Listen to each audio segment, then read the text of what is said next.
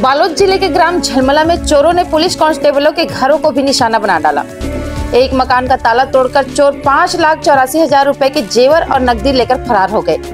वहीं दूसरे कांस्टेबल के घर चोरी की कोशिश मोहल्ले वालों की सजगता से नाकाम हो गई। दोनों मामलों में बालोद थाना पुलिस ने अपराध दर्ज कर जांच शुरू कर दी है।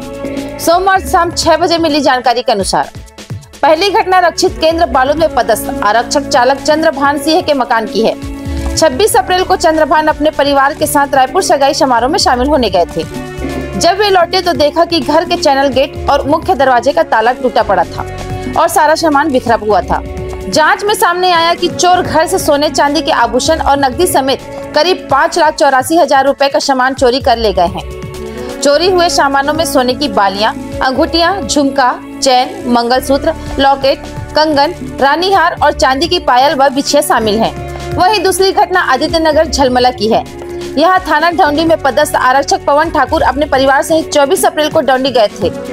27 अप्रैल की रात करीब 2:45 को मोहल्ले वासी पुरुषोत्तम कोचेंद्र ने चोरों की संदिग्ध हरकत देख ली और तुरंत अन्य लोगों को सूचित किया।